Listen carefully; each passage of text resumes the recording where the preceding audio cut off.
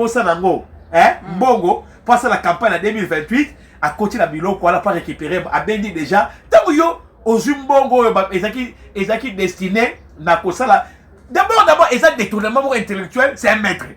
Comment voulez-vous mbongo les aki pour la indemniser banani ba victime à guerre? Yo zimbongo wane comme ton prison. Mbongo les aki à prison. Les aki à prison dans détourner fonctionnement. Voilà, c'est ça le détournement d'abord intellectuel. Utiliser mbongo na makambo ezaki prévité. Et puis des yo zimbongo wana au délogeango na compte à l'état au tchango na compte na moro privé. C'est du vol. Moutamba c'est un voleur. Que nous retenions que Moutamba a volé. Oui, mais Moutamba il a joué à la ruse. Voilà. Ok. En tout cas, biso a to mbio loko la coordonnateur, il y a ba conseiller politique, il y a président Jean-Marc Aboun. Attends d'abord. Yo kala pardon maman. Muntamba za moyibi to za moyibi. Ayibaki to ayibite. Muntamba ayibaki. Muntamba ayibaki mais ezaki détournement intellectuel. Tango maman, yo za na Musa Muntamba tanga a désengorger ba prison. Muntamba zong seli batu bandako. O kingadi baboto na ke loko boy. Muntamba rendre justice. Mais Muntamba maintenant ka rendre justice a se RT na nini na ba ngandwa kala. Ba vieux croco, baza partout. Na ba domaine na ba institution na parlement na partout bangando bala. Donc pecho alinga la biso ke ya linga le kabiso alinga cha justice. Il faut te dire. Mais Luzolo Bandi aussi l'a fait à son époque. Luzolo Bandi Moutamba kangami mais Moutamba aolia ezala pouvoir, ezala majorité, ezala opposition, Moutamba zolia bino tout na population. A la popularité moko aleki na bino au président Jean-Marc Aboun, au Fachi, en tout cas population eza pour Moutamba et puis Moutamba a la popularité. Tobaka jeunesse mobimba ya Congo baza pour Moutamba. Est-ce que c'est solo? Merci maman pour la motuna yo. D'ailleurs mboka que la popularité est dynamique, c'est-à-dire les locaux à la populaire, l'obio koko ma okwei botumoso.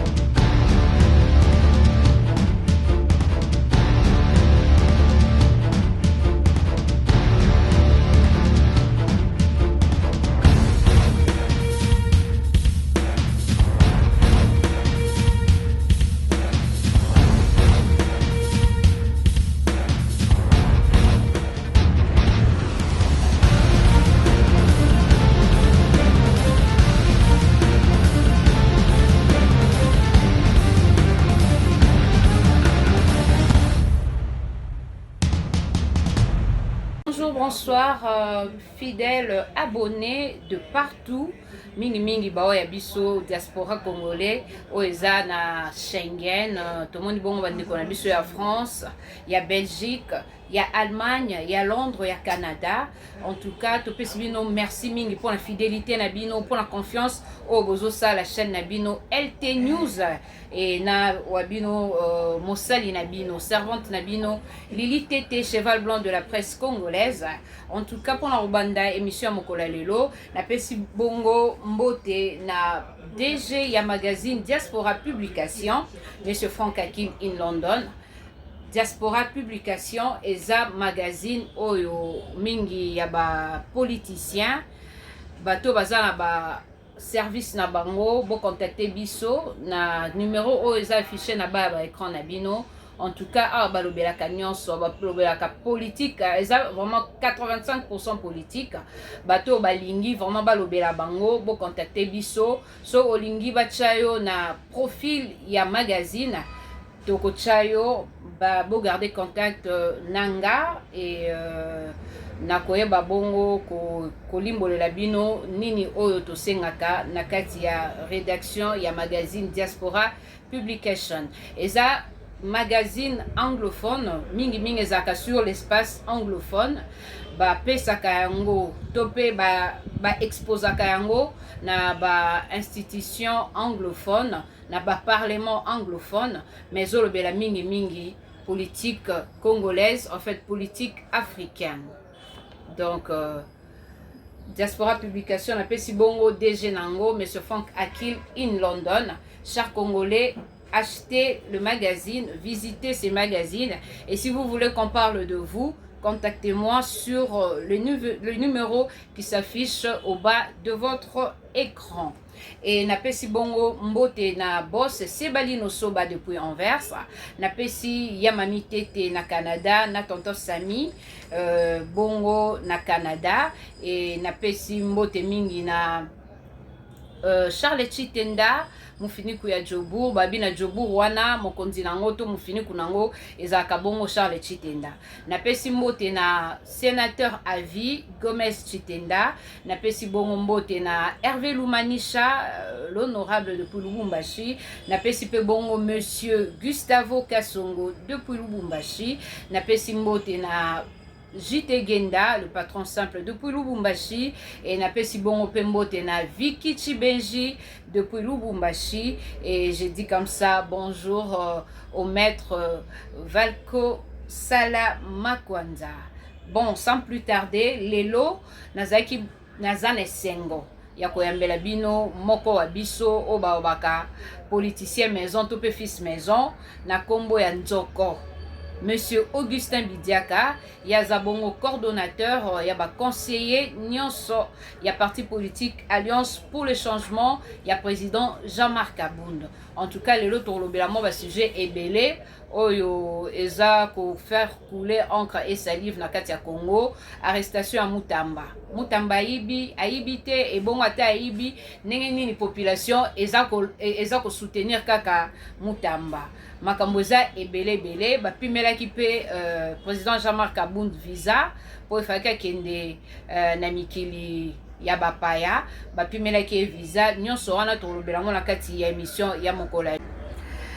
En tout cas, Nazan Esengo mokolo ya lelo ya koyambela bino coordonnateur ya ba conseiller politique nyonso ya parti politique Alliance pour le changement ya président Jean-Marc Abound.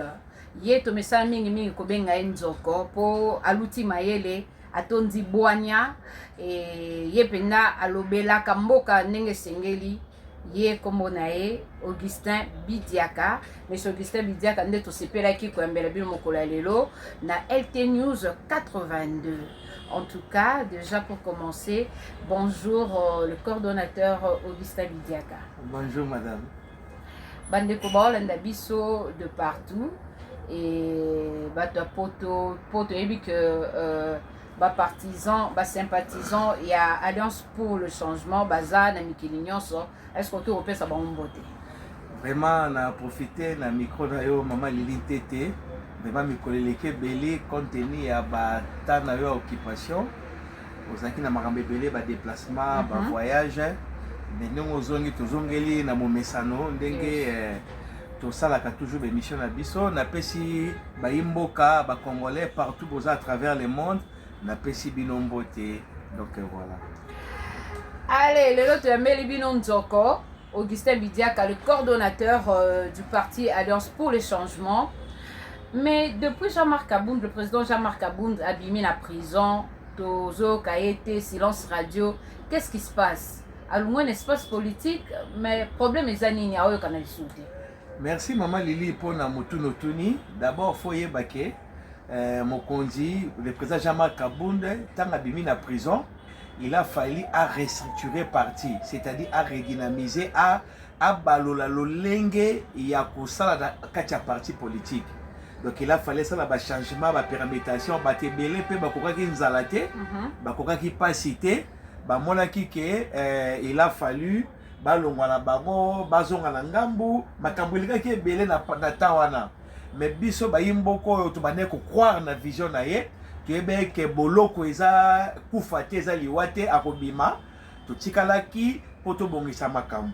Ça c'est des donc toloba que na kati ya boloko mo ba départ pe salamaki totango abimi bamoni gain de cause te yango bakei. Donc déjà na kati ya boloko mokonzi ne kakangamaki bato ebele babimaki bakendaki. Mais bien sûr, bato ebele bakendaki. Bato ebele bakoraki nzala te omoni kosala opposition na mboka oyo eza facilité. Parce que la plupart ya bato ebele bazosala opposition na mboka oyo mingi baya na bamisala te. C'est-à-dire quand je dis misala baza na baresponsabilité moko te. Donc politique comme le quoi neti gagne peine à bango. Donc pour critiquer il faut tonga, il faut ça la boyer à ça la qui auto le baga qui jalelo qui s'encarre na politique pour tirer un gain de cause. Tant raison mon que non makambo ezate. Donc il faut que n'est pas bateau baza les plus au fond baza d'actualité d'activité pour tirer quelque chose. Et donc voilà. Mais là on a signifié qui mi a mokonzi ezaki te que non parce que il a commencé à l'être non. Bon, mon qui tant abimi et coïncida qui abimi le mois de février et coïncidé en avril, tout ça son 3e anniversaire d'Abisso, tout ça en gros, tout célébrer avec faste bazaki belé. Après ça, qu'est-ce qu'il a fallu? Il a fallu asseoir ba structure, toi fan de sa partie et fan a remplacer bato bakendaki, bakibaki, kokaki sous-souté.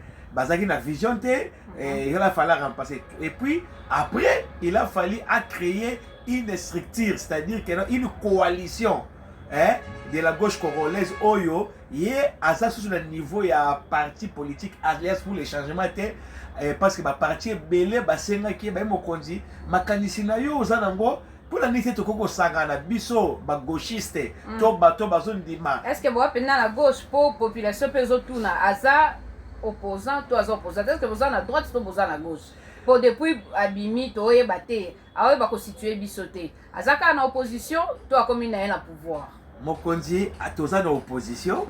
La preuve année na anniversaire na biso alobaki yango clairement a fisté Jackie to alobaki ba mbeba o etondi régime o ya Félix Tshisekedi. En fait, Congo to na défaut moko ya makasi. Des fois, vous avez que ba parti politique, en tout cas, ba association, ba alliance, ba parti politique, et c'est le quoi une chimère. Une chimère, c'est quoi la lingala? Et le quoi monstre à plusieurs têtes. Vous évitez à dragon, à nyoka, à lion, à boye. C'est-à-dire, comment voulez-vous? Président Jabba Kabunda dit maintenant, il faut que ça marque parce que politique, oh, tout ça là, oh, et vous pas Mundele. Quand je dis Mundele, ça dit que nos structures, système politique oyo eza o tozo salela oyo ezoti pa butubu te pa mundele babindele bazaka boye soki moto aza na gauche ana gauche soki aza na droite ana droite soki aza na centriste soki aza bate écologiste aza bongo mais biso ezaka bongo mona ke non ba libéraux na ba sociodémocrate basangadi bitoto bon yango zo mona makambo tozo bona na union sacrée lelo. Donc on a pris tout le monde sans philosophie ou idéologie politique, sans et le robot a des quoi ça dit bitoto aujourd'hui et le kosangisi il y a heureusement la non union sacrée oh ils ont produit de l'autre côté il y a représenté baité il faut to banda quelque part faut to corriger erreur wana ndenge za la poto. C'est que bande ko balanzi biso ba retenir que vous êtes quatre en opposition donc vous êtes à la droite.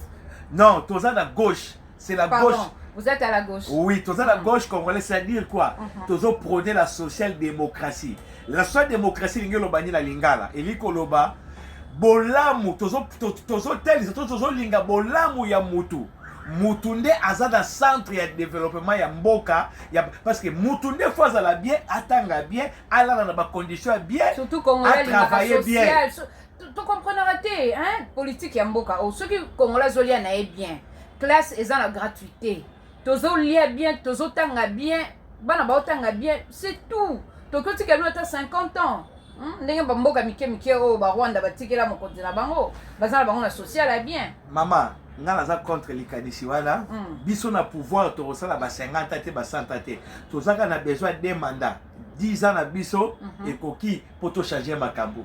Pourquoi? En fait, problème à Congo, maman, sur la bille, na banda ko panza sikoyo et c'est ngata ba 10 émissions. Mais na mukuse na roloba boy. Oh bando zongi la bango peka. Na mukuse na roloba boy. Na mukuse pour to que les longs très capital opposé. Problème à Congo, en fait, c'est le spirituel qui gouverne le matériel. Au moins, nous autres, on est tous les mamans. Où est enveloppe? Biso toko pour la toko leka. Toko baba kusu, toko comme un squelette. Mais l'autre côté, quand les hommes limo, ils ont quoi animé. Donc, biso toko comme un dessin animé. Problème comment ils animent? Ils allient léopard afin d'y na kiti ya lion. Il y a un problème. Et là, quand on le Congo, en tout cas, l'imbole la bisonano. Léopard avant d'y na kiti ya lion. Pour biso toko que totem ya Congo, ils a léopard. Ils a léopard. Oui, mais les autres léopard avant d'y la place à lion. Il y a comme ça totem à Congo léopard lion. Merci maman na solo bango na mukuse me na kozwa émission mobimba pona lobela makambo yo. Bana bayimboka bozoyoka batebeli bazotuna. Mais pona nini Congo toko mériter sora betoza na nkita toza na bomengo bambongo ba diama biloko. Pourquoi Congo ils vivre boye? Même ba konza mboka ata Félix Tshisekedi notre président place à Fandi ezo lekela ye. À cause de la volonté, il y a ça les locaux. Pourquoi tozo koma boye? Même hier en fait, président Tshisekedi a simbité place au fois Simba. Oh, bien président, on dit Marapenda qui a été élu. Yo boy, on vote malgré qu'on a en opposition. Oh, ma maman, à moins que ça me taliboma, il est le président de la République. Oh yo, constitutionnellement, bah, reconnaître. Il y a un qui est boya qui a élité. N'ayant le babé maman, tous ont la makambo. Et l'autre est dans le baboye. Oye, mais pourquoi? Batebele ba mitunaka bala mboka boyo ke loko na kozongela ngo na ba na mukuse poto kota na makambo eza ebele lelo kenela homo lomba banda ba Belge dans 1885 na conférence à Berlin tina 1966 le Congo a été toujours dirigé na animal totémique na biso azaka lion azalaki lion. Mobutu na 66 n'est ko changer. Donc ça non na lion. Oui, yoka maman c'est important. Mobutu na 66 n'est ko comme ça léopard. Mais l'okwana est qui sa conséquence té. Ce qui est physique, c'est le reflet des choses spirituelles. Au moins des besoins talanga ba imboka à travers le monde. O besoin mon na fadi na lukuta. Ngana o na saka na secret. O ezaba bele opola. Mais ngai on na kati na okufa te. Ozola nanga, ça dit c'est l'esprit. Ça dit mundele to Léopold ayeba ki pourquoi il fallait Congo et ça na niamo animal totémique na biso et ça la lion. Pourquoi? La RDC est au cœur des enjeux géostratégiques et géopolitiques. Il y a monde. Banda basala ya en 1885 ti lelo. Tout ce qui se passe dans le monde retombe dans le Congo. Il y a un moment que nous sommes au cœur de l'Afrique. Notre position géopolitique et géostratégique nous prédispose à être les lions. Ce n'est pas les léopards qui est les rois de la forêt. C'est les lions. Même la Bible, bazobenga Christ, les lions de la tribu de Juda. Mais ezamboka mboka ezamba totem nango na Libreville ba na totem na bango il faut pas kabacha lion pour les lions c'est le roi de la forêt. Mais qu'est-ce qui s'est passé pour tolungwa na lion to comme na léopard? Voilà, poser question mutula malamu. Pourquoi? Batebeli batuna yo mona leti France. Pourquoi bacha nyama na bango ya mboka o azoke ko la mboka soso? Pourquoi les Américains bacha aigle?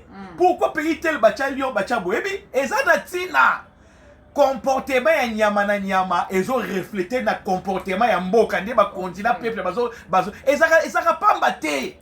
Place ko makambo Congo ezane wana. Donc tout ça totem na biso te originel. C'est-à-dire quoi? Biso nankita otoza na bo mengo to na ya mabele na likolo ya mabele. Toko kozala léopard te. Biso photos à la lion. Nous sommes les rois de l'Afrique. Le Congo est le pays le plus riche du monde en termes de potentialité du sol et du sous-sol. Biso tout ça au cœur. Biso bitema yango Franck Fanon. Alobaki, l'Afrique a la forme d'un revolver dont la gâchette est placée au Zaïre. C'est dit, en fait, tous les joueurs la bisoté. Pourquoi? Nakata na mukuse pour tous une émission spéciale pour nous. Vous appelez pour na batotem pour na. Na mukuse. Yango bomoni nabito loba. En termes de gestion, tant Laurent Désiré Kabila y na pouvoir, Kabila le père à cela qui est lokoyo, oyo lelo qui se fait des autres comprendre été. C'est-à-dire quoi? Kabila le père à cela qui dit. Kabila le père a yeba qui place problème au Congo et cela qui yame loko babomé la qui. Kabila le père a remplacé les léopards au Mobutu Tchaki à Zongsa qui lion. To koma ki simba. Pourquoi? Comportement pe yambo ke chanja ki. Nada lo bater à terre. Kabele père atikala kotonga ba stadité, atikala kotonga ata presité parce que tanga zubo konzi azaki victime ya guerre au ben imposa qui est. T'es à ton marché de la liberté. Oui, mais quand le père a fait quelque chose de spirituel, il a azongisi lion na kiti na ye. Le Congo c'est le centre, c'est le poumon purgatoire du monde. Le Congo ne peut pas être un léopard. Pourquoi? Yoka, parce que le léopard c'est un animal oyo, le léopard aza nyamoyo, aza égoïste. C'est-à-dire quoi? Le léopard a chassé d'abord yemoko. Ce qu'a chassé à Kangi Nyama, a mené l'Ikolan, c'est un yemoko. Comportement des gens, ils ont la répercussion. Le comportement des dirigeants, pourquoi? Parce qu'au moins, les dirigeants na biso, ceux qui ont le pouvoir, et là, on a boutou les yédi, aza léopard, il faut y banane. Ah, t'es bon, on a poto, parce que, ah bon, ça n'a pas famille, c'est le léopard.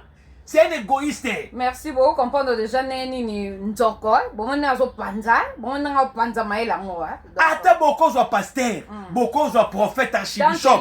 Soka zui bokondi, a osé un comportement léopard. Ok. Léopard, c'est un et puis léopard c'est un dilapidaire. C'est-à-dire quoi? Abomaka pour na sentiment. Mais par contre lion, lion soka sa lena banane achasaka d'abord en groupe, lui lié en famille. Lion soka lié atani ya mazole ka ba bomé soute, mais léopard encore bomata 1000 nyama. Nzoko bomba wana pour émission mususu, bomba pour émission mususu. Oui, c'est une émission spéciale. Mais Mutamba kangami, mais Mutamba aolia ezala pouvoir, ezala majorité, ezala opposition, Mutamba zolia bino tout na population. A la popularité moko aleki na bino au président Jean-Marc Kabund, au Fati, en tout cas population eza pour Mutamba et puis Mutamba asa la popularité to baka jeunesse mobimba ya Congo baza pour Mutamba. Est-ce que c'est solo? Merci maman pour la motuna yo. D'ailleurs Mboka que la popularité est dynamique, c'est-à-dire les locaux à la populaire, l'audio koko ma okwei bon tout monde soit popularité. Mais dossier Mutamba oyo nazo répondre na deux volets.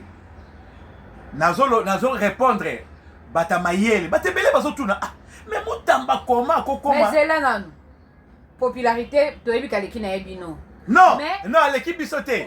Il faut la préciser. On va répondre na popularité pour nanga aleki na ebino. Mais Mutamba du social lobby, Denis du social lobby, Mutamba aibi. Mais Mutamba bien que aibi, jeunesse, population congolaise, tout le monde peut ba koko, ba papa, ba maman, ba lingi kaka Mutamba malgré aibi. Tous on comprendre en côté. Oh, on comprend en côté. Na ce qui m'a cassé. Ba abonné la biso. Mutamba aibi. Mais n'engini aza la popularité wana, n'engini peut en fait Congo mobimba, jeunesse ya Congo mobimba ezo soutenir Mutamba. OK lobani. Baimbo kaboka eloko yo, nazo répondre na deux volets, nazo répondre pour la batamayele, pour na ba leader politique, pour na ba scientifique et puis nazo répondre pour na batabalabala, c'est-à-dire ba citoyen lambda.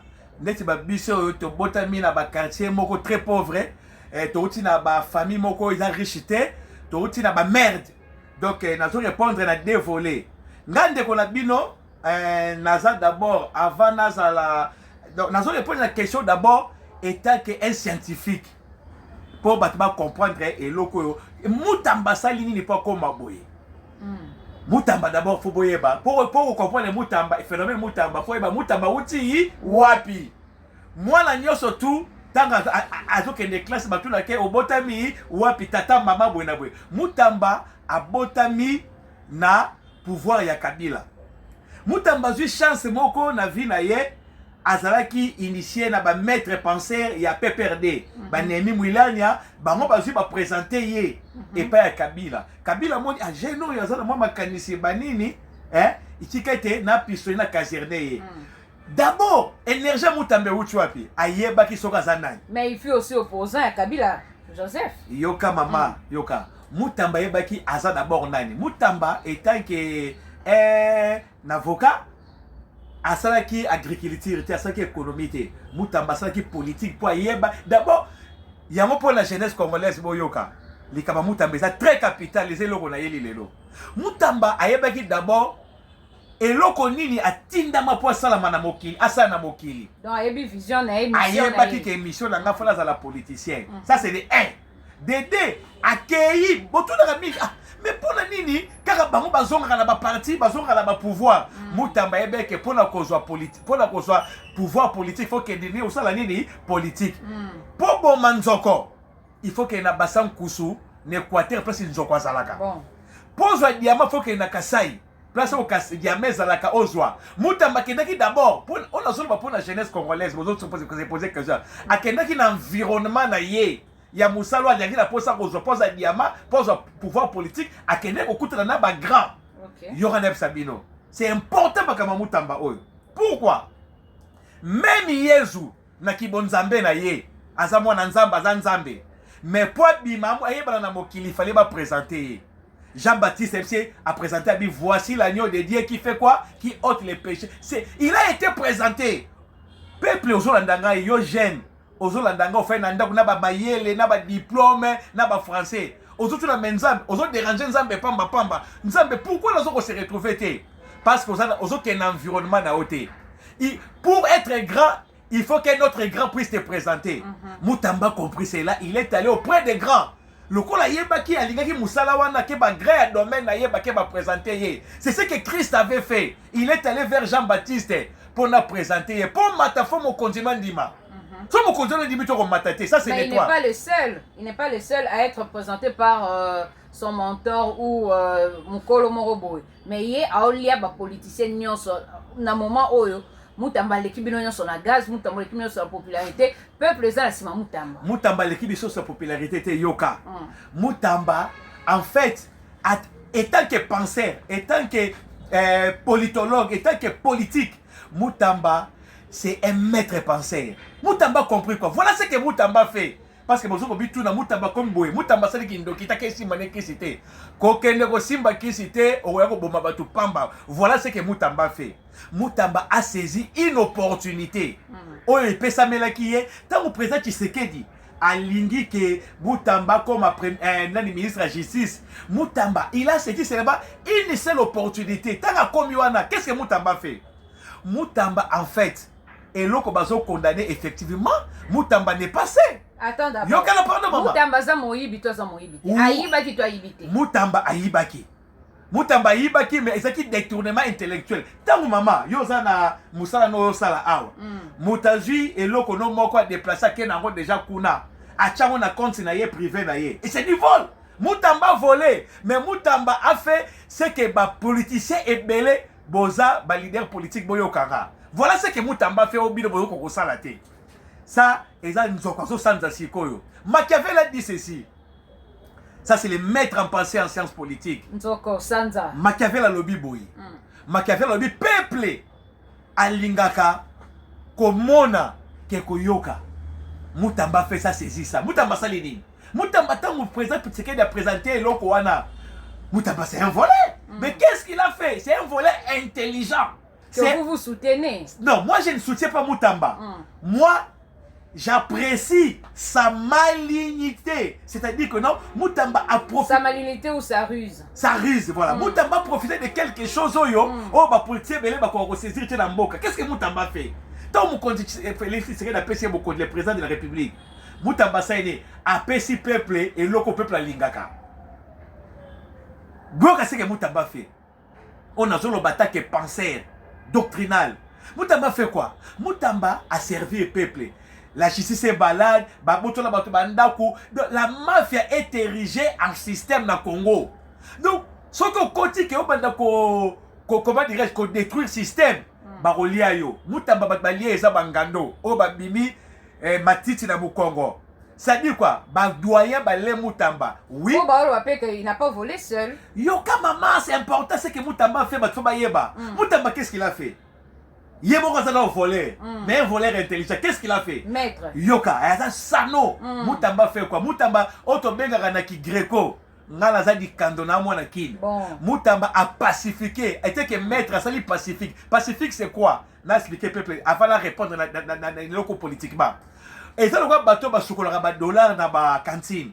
Ba yebo non kisha dollar pour ba sokola et utaka na États-Unis et utaka na ba somba ba produit na ba ambassade na ba Pullman.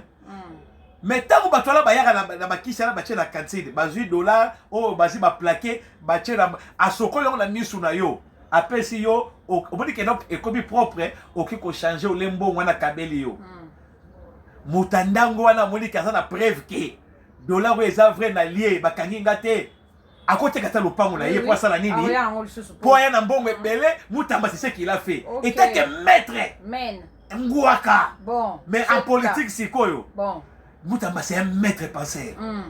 Il a compris, peuple azoluka, nini, oh, ndeko wase kwa lobara. Que demande le peuple? Peuple, le peuple a ligi. Oh, Aza vraiment n'arrive, Aza malin. Maman, pardon, c'est important que katanga te na série bolimbi, c'est maman Lili. N'expliquez peuple va comprendre ce que Mutamba fait. N'a pas politicien, mais va comprendre. Mutamba, tant que tu sais qu'il a pas ces opportunités. Il y a que la ministre de la Justice a servi nos peuples.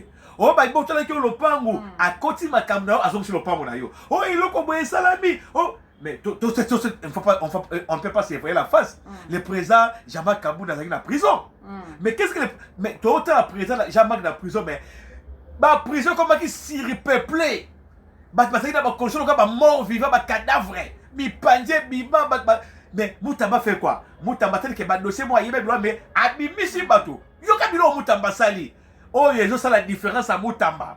Boyoka peuple congolais. Mutamba a désengorgé ma prison. Mutamba zong seli batu bandako. Oh, qui ngade baboto na ke loko boy. Mutamba rende justice. Mais Mutamba maintenant, quand rende justice, a se RT na nini na ba ngandwa kala. Ba vieux croco, baza partout. Na ba domaine na ba institution sur na parlement na partout. Ba ngandwa baza. Donc pecho alinga d'accepter que il y a les cabisso, à l'ingénieur justice. Il faut te dire. Mais Luzolo Bambi aussi l'a fait à son époque. Luzolo Bambi il a restitué Babyloko Baibaka. Non, Luzolo Bambi a salimé Mutamba salité. Mutamba a offert le peuple, le peuple à l'ingaka. Ça dit peuple, yoga mama Lili. C'est très important. C'est le peuple congolais. Ce n'est pas la politique qui élève une nation. Ce n'est pas l'économie qui élève une nation. Comment toi, riche? Pourquoi la situation ne change pas? Mutamba fait quelque chose. La justice élève une nation. Asali une parodie. Asali théâtre naïe. Il y a qu'on rendre peuple justice. Pourquoi? Asali sa propre publicité. C'est-à-dire que non, c'est un homme. C'est un marketeur en fait. Peuple. Atala a capté loko yo et un mutu naïe. Dès qu'il y a les pères à Salaki. Asala na ye ba nzela te banini te mais bat bandima ba kufa ba bunda pa ba défendre pouvoir ni na Kisasa oyo mais ye kabele père atika ko lo balingala te abando lo ba swahili na français na anglais mais congolais peuple congolais na Kisasa bunda po na kabele père pourquoi peuple congolais kabila atala ke no lo muto yo atana souci ya mboka ya ko changer c'est ce que Mutamba fait a compris. Voilà, c'est Maja Mutamba, ça la marqué. Bozomona ba marche à travers le monde. Ba soutenir Mutamba. Mutamba fait ça. Oh ba benga na kingwaka exe. A pacifier, a naxibino, de asali a miroiter na français de balobaka. Donc et ça asali laver quoi. Ate asali effet placebo, c'est-à-dire quoi? Donc a pesi échantillon. Ya ndenge ye azali et pourtant ça ndenge wana te. Yoka siko place Mutamba to chiche la Mutamba. En faisant ça, a eu adhésion populaire. Non, avec la justice, c'est malabou. En tout cas, peuple et tout. Parce que la plupart de pouvoir na mokoyo, bazo sala makambo te. C'est-à-dire, bazo sob à côté comportement et léopard. Na liangai, na bananangai, biso famito bonga, les restes état libiso te, comme tourne biso. Mais Mutamba n'a pas fait ça. Mutamba a miroité le comportement du lion. C'est-à-dire, il n'est pas le lion. Lui-même, c'est un léopard. Mais il a agi étant que lion. La ruse. Qu'est-ce qu'il a fait? Après ce peuple loko lingaka. Bamoko a fandi na mitema batu. Ne bozomona ba mouvement oyo. Oh, ozomona que peuple a commis na niveau que Mutamba yibi mais aso meko lo bakambo que Mutamba yibi amo yibi. Basiliki. Batu basiliki. Pourquoi? Après ce échantillon à Malamo, Mutamba profiter de cette situation. Il y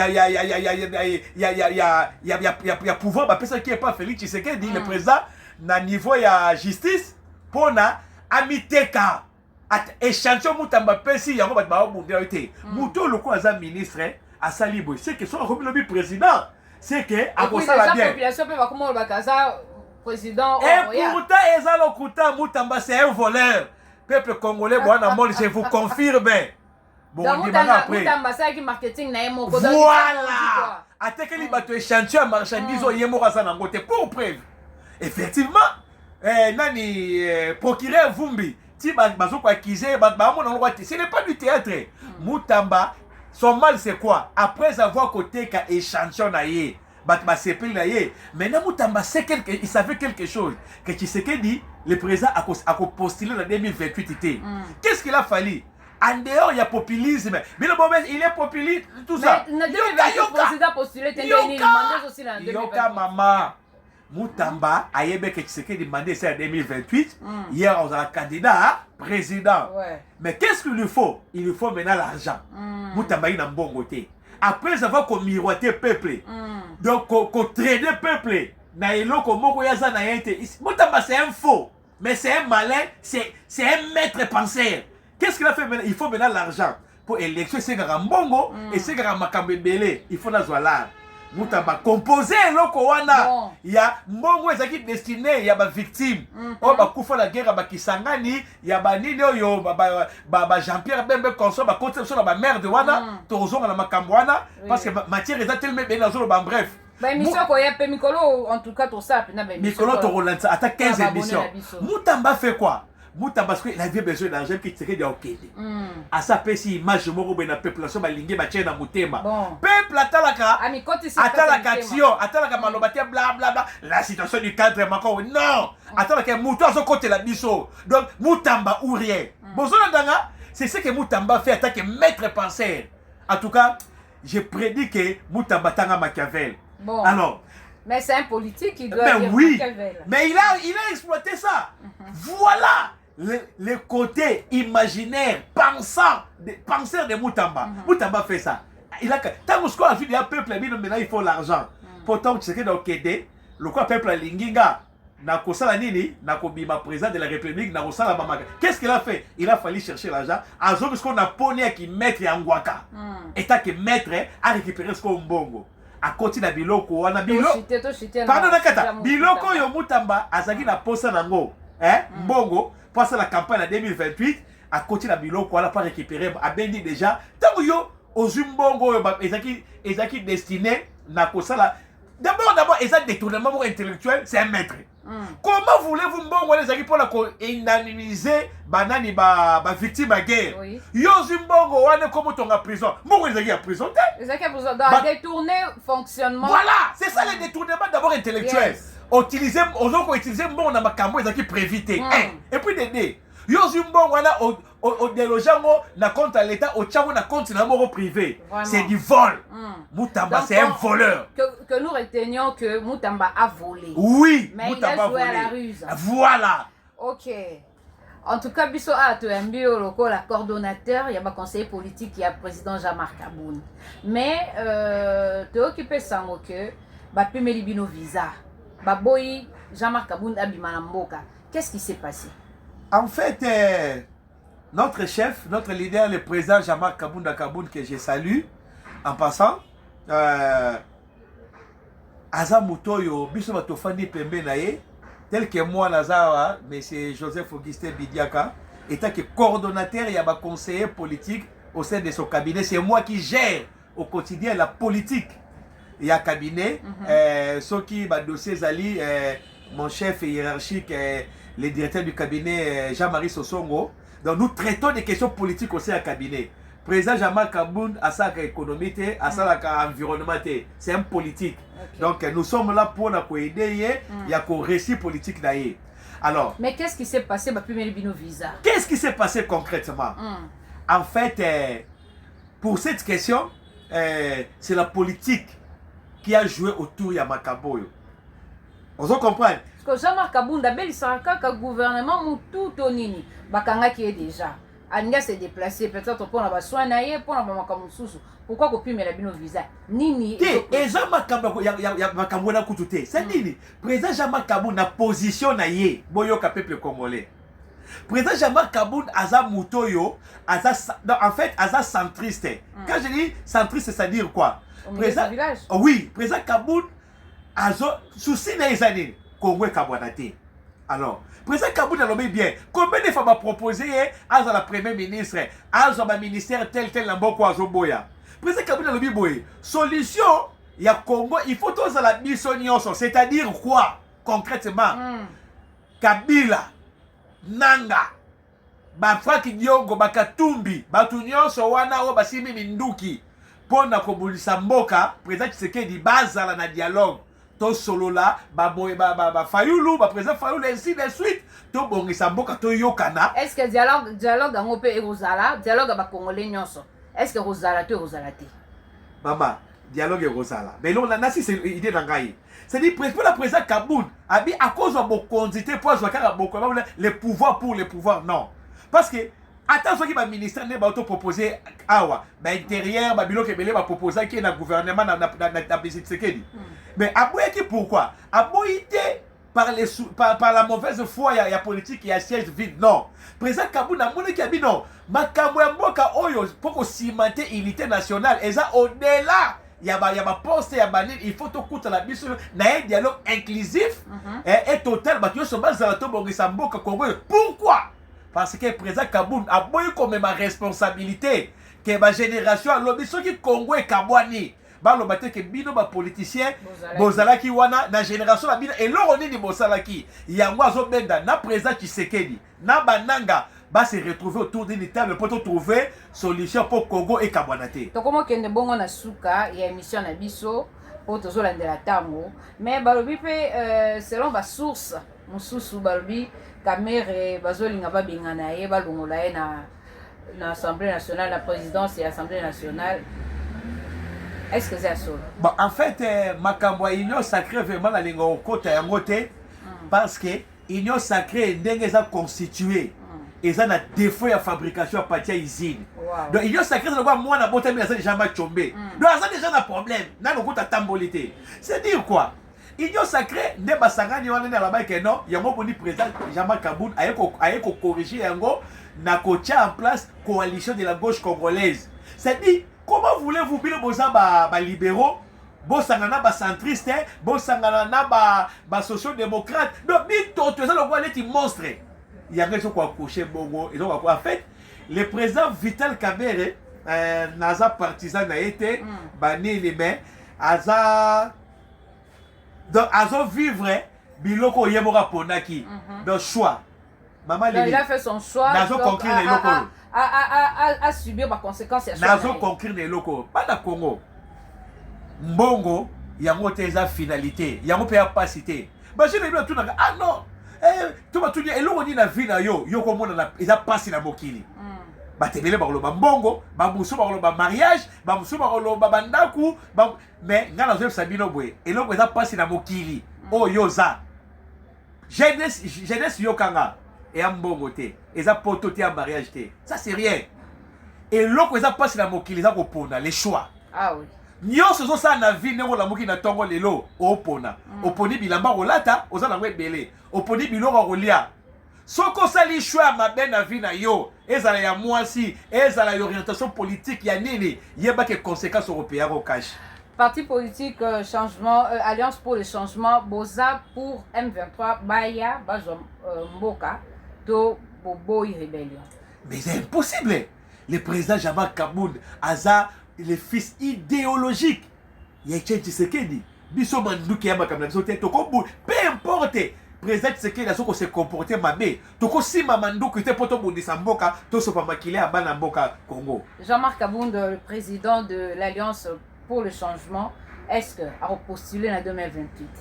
Ben et ça la présidentielle bien sûr. Na FCBino déjà que élection 2028 est zalaté. Pourquoi aux zalaté étant que Congolais. Donc guerre est continuée en kaka. Donc, yoka mama que guerre continue kaka. Élection ezalate. Yoka na bandili boy. Nga en dehors ya kozala coordonnateur na cabinet à président Jean-Marc Kaboun. Nazali un maître penseur, je suis philosophe. Je suis un savant congolais en termes politiques. Oui. Nazolo babwe pourquoi ozalate? Ataba benga ngoni bipale basi basala avant linga mobali aosala bipale. Président Tshisekedi a pour finir par quoi un dialogue. Pourquoi? Il négocie maintenant en position de faiblesse. Il y a la carte dans ma bon côté. le Congo est partisé, il est obligé de dialoguer. Oh, na dialogue wana yoka. C'est important de conclure loko, c'est important. Oh, na dialogue wana, il y aura une transition. Ok. Na yebisi peuple congolais. C'est ok, tu vas 2030 alors. Kabila akozonga. Awa, nanga koya batutu bakoya. Et pour Congo te retrouver intégrité territoriale. Bon, dans toute la question. Ngalaza est comment dire un scientifique. Dans la classe de l'université, maître nanga batangi seka balobi nanga boye. Il n'y a que deux façons de mettre fin à un conflit. Soit par la force armée, soit par la diplomatie ou la négociation. Kabila Rosama tant que président de la négociation. Yoka, namandu qui tozo kokate. Koko démettre M23. Mais la seule option qui reste, on doit négocier Moutako Sabiloté. Par la position, c'est lui qui est armé, la chose est faible. Dans le lobby boye, l'armée en fait n'est pas faible. L'armée a un problème, il y a organisation interne. Tout ça, les techniciens Mobutu Atiki, bato ba ibusala, o bakota Rwanda, mbalo. Le Merci problème beaucoup. En tout cas, tu as 4 émissions. Prochainement, nous allons revenir. Pour Mikolo Borolemba Biso Pena LT News 82. Borozo Pena ba émission. Tu es Sabino Awa. Et ça mingi politico.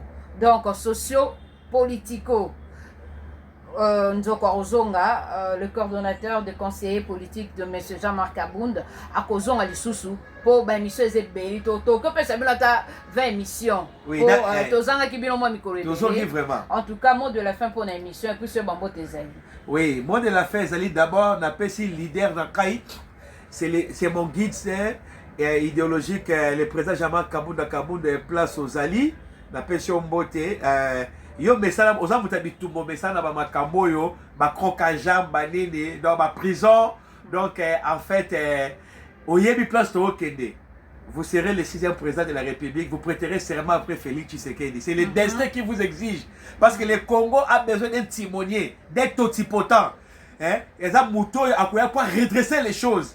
Voilà ce que je pouvais dire. N'a Simbote, enfin, n'a Nyonso Alliance pour les changements. En particulier, na 2 personnes pour la conclure, Patricia Mala et puis Mimi Matobo. Merci beaucoup. Merci, chers amis téléspectateurs. Tozaï Kibongo, on a invité Nabiso, Monsieur Augustin Bidiaka, le coordonnateur de conseiller politique de Jean-Marc Abound, le président Jean-Marc Abound, na parti politique Alliance pour le changement. En tout cas, les lots Tolobela qui Moutamba, Tolobeli, situation politique à Congo, Tolobeli Kamere. Prochainement, n'hésitez pas à vous abonner. Donc, abonnez-vous massivement. Bon partager, bon commenter, bon faire des suggestions, des remarques, et vous avez le bienvenu. Gardez rendez-vous pour le prochain numéro dans votre chaîne LT News 82. On se revoit la fois prochaine. Merci, papa.